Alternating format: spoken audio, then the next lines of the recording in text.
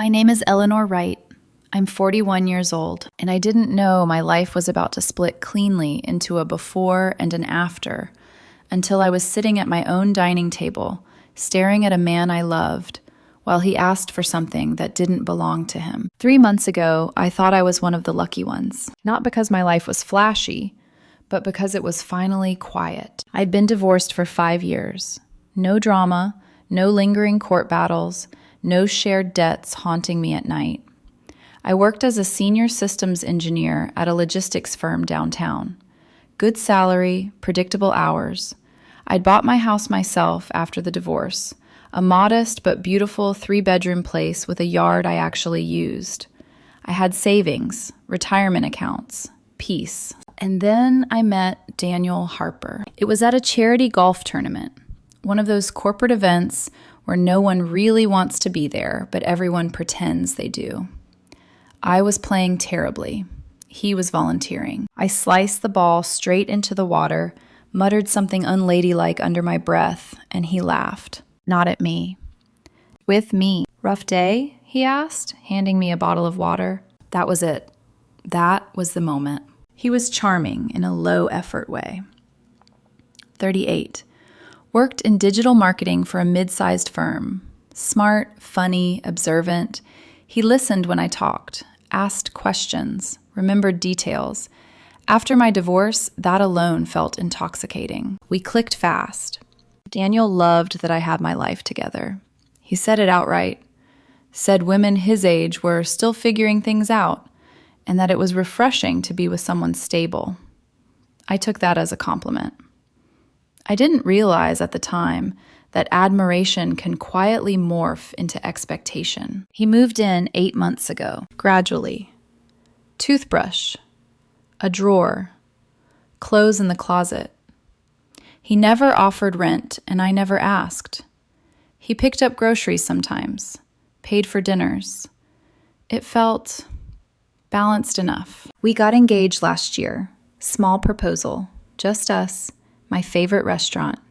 He cried, I cried, my friends smiled carefully, his friends were thrilled. My best friend Lydia pulled me aside afterward and whispered, "It feels fast." I told her she was projecting. I wish I'd listened. 3 months ago, wedding planning was in full swing when Daniel dropped the bomb. We were eating dinner, pasta cooling between us. He set his fork down like he was about to discuss weekend plans. "So," he said casually, "I've been thinking. I'm not really comfortable signing a prenup." I looked up. "We talked about this," I said. "I have the house, retirement, investments. You have student loans. A prenup protects both of us." He shook his head slowly, like I disappointed him. "It feels like you're planning for us to fail." The words landed heavier than they should have. "I'm planning to be realistic," I said. He leaned back, swirling his wine. Then came the part that still makes my stomach twist. "If you really trusted me," he said, "you wouldn't need legal documents." "Actually," he paused, eyes flicking up to mine, "I think you should add me to the house deed before the wedding, just to show we're equals." I nearly choked. "My house?" I asked. "The one you bought years before we met?" I clarified. "Partners share everything, Ellie," he said gently. "If you're not willing to share your life with me, why are we even getting married?" There was something new in his voice.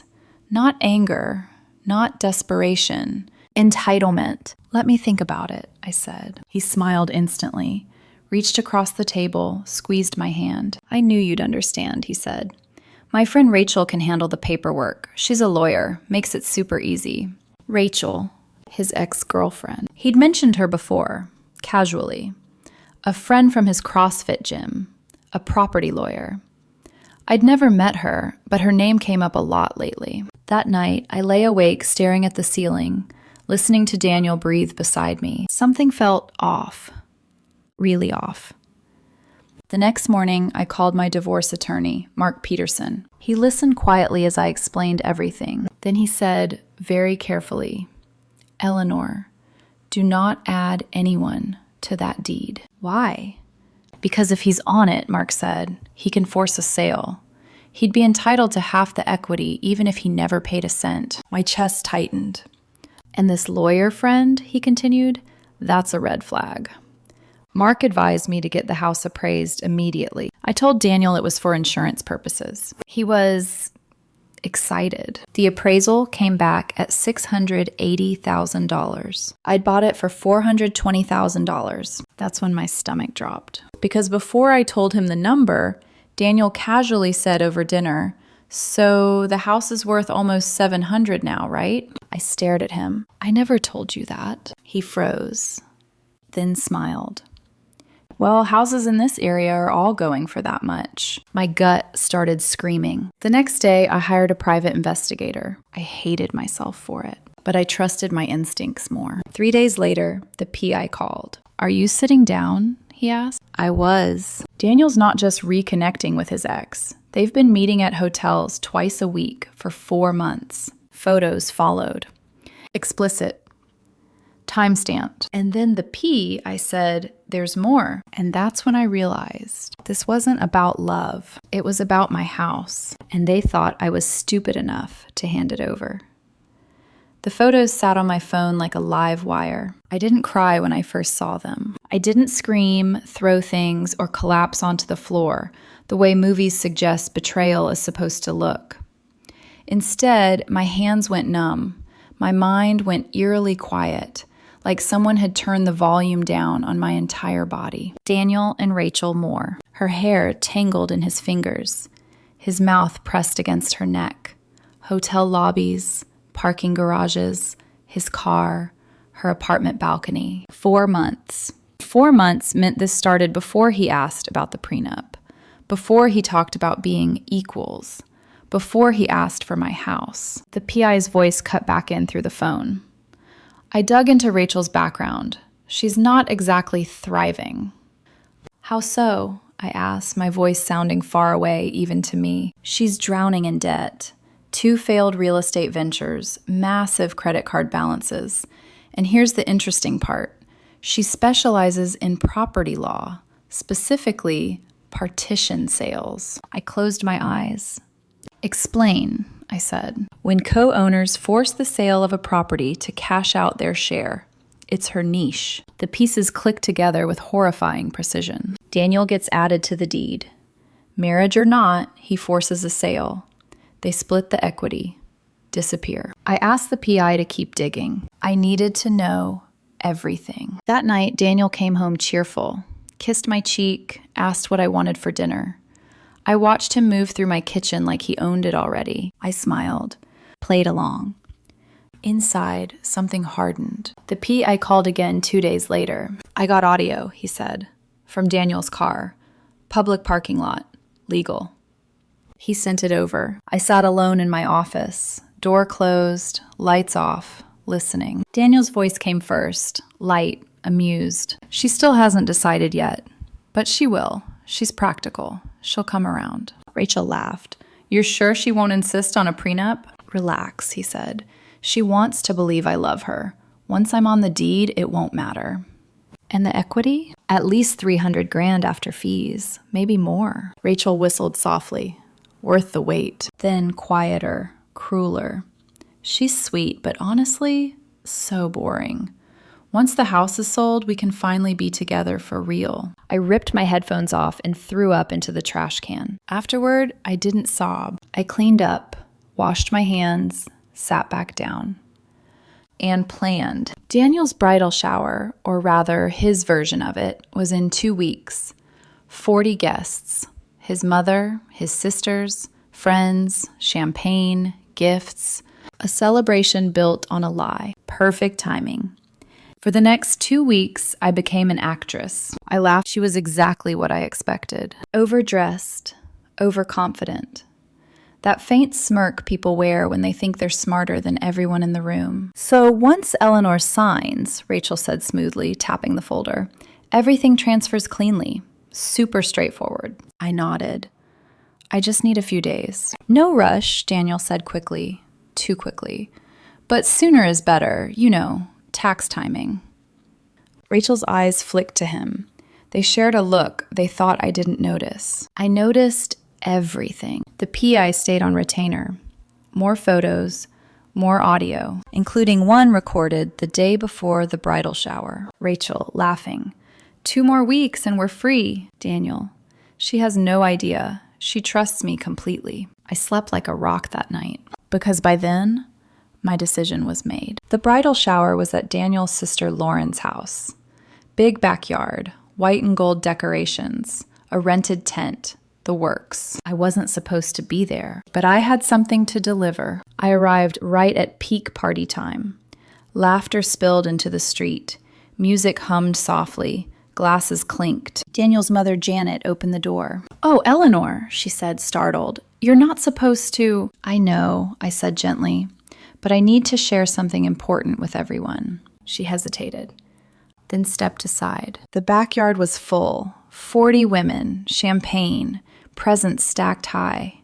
Daniel stood in the center, wearing a ridiculous groom-to-be sash, laughing as someone teased him. His smile faltered when he saw me. "Baby," he said, "what are you doing here?" I walked to the center of the yard. "Sorry to interrupt," I said calmly, "but before the wedding, there's something everyone deserves to hear." I connected my phone to the Bluetooth speaker, pressed play. Daniel's voice echoed across the backyard. "She's sweet, but honestly, so boring. Once the house is sold, we can finally be together for real." Silence. Utter, absolute silence. Daniel's face drained of color. "That's not," he stammered. "That's not what it sounds like." I held up printed photos. Daniel and Rachel. Hotel. Car. Balcony. "It's exactly what it sounds like," I said evenly. "You've been cheating with Rachel for 4 months, planning to add yourself to my house deed, force a sale, and steal the equity." Gasps rippled through the crowd. Janet covered her mouth. Lauren whispered, "What the hell, Dan?" Daniel snapped, "You hired someone to spy on me, you psycho." "It's legal," I said, "unlike fraud." Rachel wasn't there, but her absence screamed. "You can't prove anything," Daniel shouted. "Oh, I can," I said. "And you already did." I pulled out an envelope and handed it to him. "Eviction notice," I said. 30 days. Your belongings are already packed." Chaos erupted. Daniel lunged toward me, shouting. Janet and Lauren restrained him. I turned to the crowd. "I'm sorry to ruin the party," I said, "but I won't be robbed in silence." Then I walked out. Behind me, everything collapsed. I didn't look back as I walked to my car, not when I heard Daniel shouting my name, not when something shattered behind me, not when the music cut off mid-song and the entire backyard dissolved into chaos. I sat in the driver's seat for a full minute before starting the engine. My hands were steady. That surprised me. I drove home, pulled into my driveway, and noticed immediately that the front door was unlocked. I'd locked it that morning. Inside, the house felt wrong, too quiet, like it was holding its breath. Daniel hadn't beaten me home, but he'd been here. Closet doors were open, drawers pulled halfway out, shoes missing. The watch box from my dresser was gone. Not the expensive pieces, those I'd already secured, but the cheap sentimental one he'd once complimented, joked about pawning if we ever got desperate. I laughed out loud. The sound startled even me. I sat at the kitchen island, pulled out my phone, and sent one last message. "You are not welcome in my home. All communication goes through my lawyer." Then I blocked him. Within an hour, the fallout began. Janet called first. Her voice shook so badly I almost didn't recognize her. "Eleanor," she said, "please tell me this isn't true." "I wish I could," I replied softly, "but it is." She cried, apologized, asked what she could do. "There's nothing," I said. "Just take care of yourself." Lauren texted next. "I had no idea. None. I'm so sorry. He's losing it. Broke a glass table, blaming everyone but himself." I replied, "Not your fault. Thank you for believing me." That night, my doorbell camera caught Daniel circling the house, pounding on the door, shouting my name, crying, then screaming. "You ruined everything," he yelled. "You didn't have to do it like that." I sent the footage straight to my lawyer. The next morning, Rachel's husband called me. His name was Michael. "I wanted to thank you," he said, his voice hollow, "for telling the truth." I swallowed. "I'm sorry you found out this way." "I suspected," he said. "Money moving around, lies, late nights, but I couldn't prove it. He exhaled slowly. Now I can. Rachel, it turned out, was married, pregnant with their second child. Michael filed for divorce the following Monday. Rachel stopped answering Daniel's calls. That seemed to break something in him. Over the next week, he tried everything. He showed up at my office crying. Security escorted him out. He sent his mother to beg me. I stayed polite, firm. I can't live without you. If you don't talk to me, I don't know what I'll do. I called 911 for a wellness check. He was furious when the police arrived. Alive, angry, exposed. Next came social media. He posted about his emotionally abusive ex-fiancé. Claimed I was controlling, paranoid, vindictive. I responded once with photos. He deleted everything within minutes. That's when the extinction burst hit. 2 weeks after the bridal shower, I was at work when building security called. Ms. Wright, the guard said carefully, there's a situation in the parking garage. I knew. My car was destroyed. Windows smashed, tires slashed, deep gouges carved into the doors. And there he was, Daniel, standing in front of it with a baseball bat, sobbing, screaming. You ruined my life, he yelled when he saw me. Rachel won't even talk to me. My family hates me. This is your fault. I took out my phone and hit record. Daniel, I said calmly, you're on camera. I don't care, he screamed. You destroyed everything. You destroyed your own life, I said evenly. You cheated. You tried to steal from me. These are consequences. He swung the bat, missed, slipped, fell flat onto the concrete. The police arrived seconds later. Perfect timing. They arrested him on the spot. Vandalism. Attempted assault with a deadly weapon. The damage to my car was over $12,000. Felony territory. Photos of Daniel in handcuffs spread fast. Rachel's name surfaced next. Her employer reached out to me a week later. Turns out she'd been using her company credit card to fund hotel meetings with Daniel. Thousands in personal charges. They pressed charges for embezzlement. Her lawyer, not Daniel, called me about a plea deal. Daniel would plead guilty to vandalism, pay full restitution, 6 months probation, 200 hours community service. In exchange, I wouldn't pursue additional civil charges. I agreed. With conditions: a permanent restraining order, a written admission of the affair and fraud attempt, no contact, ever. He accepted because he had no choice. The letter arrived 3 weeks later, 3 pages, every lie, every plan, confessed. I didn't feel victorious reading it, just done. 3 months passed after the arrest, not quietly, but decisively. Daniel took the plea deal. 6 months probation, 200 hours of community service, full restitution for my car. The permanent restraining order was signed without argument. He wasn't allowed within 500 feet of my home, my workplace, or me. The letter admitting everything arrived certified mail. Affair, fraud attempt, intent to force a sale. Seeing it all in black and white didn't reopen the wound the way I expected. It cauterized it. Rachel's life collapsed faster. Michael took her to court and won everything that mattered. The house, both cars, full custody of their children, alimony. Her pregnancy didn't soften the judge's ruling. It hardened it. Word spread fast in legal circles. A property lawyer caught conspiring to defraud a homeowner? Her practice imploded. She took a document review job for a fraction of her former income. Last I heard, she was renting a studio apartment and commuting 2 hours each way. Karma didn't scream. It whispered, relentlessly. Daniel tried to paint himself as a victim afterward. Claimed Rachel manipulated him. Claimed he'd just gone along with it. His own text messages destroyed that narrative. So did the audio. No one believed him. His job let him go quietly. Restructuring, they said. But everyone knew. He moved back in with his parents. Janet called once more to apologize, her voice thin with exhaustion. I don't recognize my son anymore, she said. I didn't say what I was thinking, that I did. The wedding vendors were surprisingly kind. Most refunded deposits partially. I lost about $8,000 total. A bargain, all things considered. The house stayed mine. No complications. No legal tangles. I refinanced a month later at a better rate. That equity Daniel wanted so badly, I used it to renovate the kitchen. New countertops, updated appliances, soft lighting.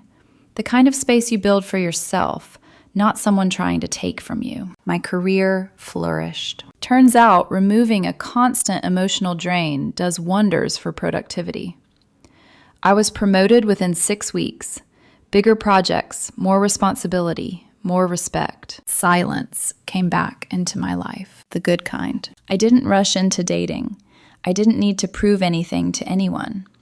I learned how to sit alone in my house without feeling lonely again. Then, unexpectedly, I met Aaron, 42, structural engineer, owned his own condo, divorced amicably years ago, calm, grounded, unimpressed by theatrics. On our third date, I joked about prenups. He didn't laugh. I think they're smart, he said. Protection isn't a lack of trust. It's clarity. I smiled then. Really smiled. We're taking it slow. No rush, no pressure, no entitlement. Daniel tried to reach out once through a mutual acquaintance. Said he wanted closure. Said he'd changed. I declined. Some bridges aren't meant to be rebuilt. They're meant to stay burned as warnings. Lauren still checks in occasionally. She told me something that stuck. This wasn't the first time, she admitted quietly. He tried something similar with an ex years ago, pushed to co-sign a condo. She walked away. I closed my eyes when she said it. The red flags had always been there. I just hadn't wanted to see them. How quickly he pushed to move in. How finances were always temporary when it came to him. How he loved my stability but resented my boundaries. How Rachel appeared the moment marriage entered the conversation. How love turned into leverage almost overnight. Lessons learned. 1. Trust your gut. It's usually right. 2. If someone refuses a prenup, ask why. 3. If they want access to assets they didn't help build, pause. 4. Admiration can hide entitlement. 5. Document everything. 6. Security cameras are worth every penny. 7. When someone shows you who they are, believe them the first time. I don't regret exposing the truth publicly. Silence only protects liars. I don't regret walking away. Peace is expensive, but chaos costs more. My house is quiet again. Mine. And this time, no one's asking for the deed.